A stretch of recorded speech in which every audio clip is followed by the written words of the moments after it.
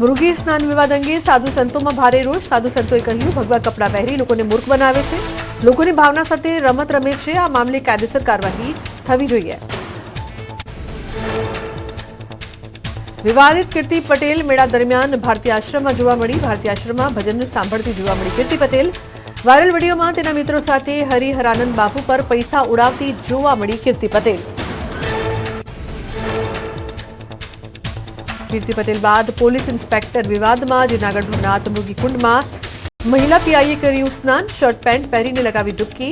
PI જયશ્રીબેન વરિયાનો video થયો viral.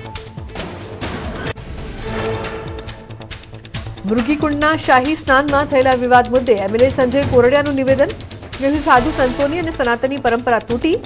જિલ્લા collector અને એસપી કરી રહ્યા છે તપાસ. જેની ચૂક હશે તેની સામે અને પરંપરા તોડનાર સામે કાર્યવાહી થશે. ગુજરાત વિધાનસભાના ઉપાધ્યક્ષ બન્યા પૂર્ણેશ મોદી. ધ્વનિમતથી ઉપાધ્યક્ષ માટે થયું મતદાન. મંત્રી જીતુ વાઘાણીએ પૂર્ણેશ મોદીને ઉપાધ્યક્ષ બનાવવા પ્રસ્તાવ કર્યો હતો રજૂ. આરોગ્ય મંત્રી પ્રફુલ્લ પાનસેરિયાએ મંત્રાલયનો ચાર્જ સંભાળ્યો. લાંબી બીમારી બાદ વિધિવત રીતે પોતાની જવાબદારીઓ સંભાળી. નાદુરસ્ત તબિયતના કારણે તેઓ છેલ્લા કેટલાક સમયથી સારવાર હેઠળ હતા. રાજ્યમાં ફરી માવઠાની આશંકા. ઉત્તર ગુજરાતમાં 19 ફેબ્રુઆરી સુધીમાં માવઠાની શક્યતા. કચ્છ સૌરાષ્ટ્રમાં ધુમ્મસની આગાહી. હવામાન નિષ્ણાત અથૈયા શેટ્ટીનું અનુમાન.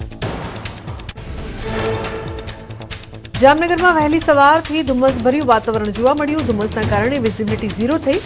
વાહન ચાલક અને હેડલાઇટ ચાલુ રાખવાની ફરજ પડી. ધુમ્મસના કારણે શિયાળુ પાકને નુકસાનની ભીતિ. દિલ્હીમાં શ્વાસ લેવો મુશ્કેલ બન્યું.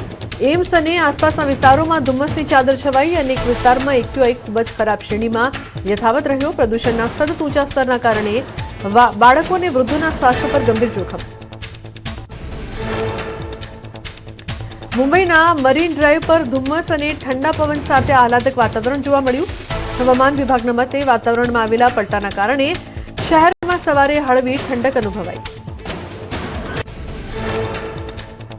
સોનમર્ગમાં કુદરતનો પ્રકોપ યથાવત. સોનમર્ગમાં પહાડો પરથી બરફનું વિશાળ સ્તર ધસી આવતા પ્રવાસીઓ અને સ્થાનિકોમાં ભારે ફફડાટ ફેલાયો.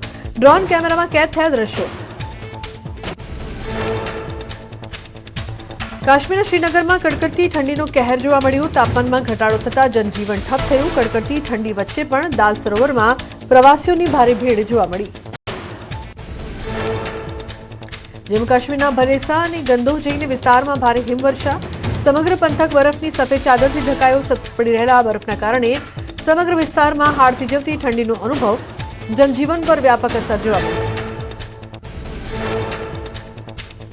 ઉત્તરાખંડના પિથોરાગઢમાં મુનસ્યારીમાં ખલિયા ટોપમાં સ્કીઇંગની તાલીમ શરૂ.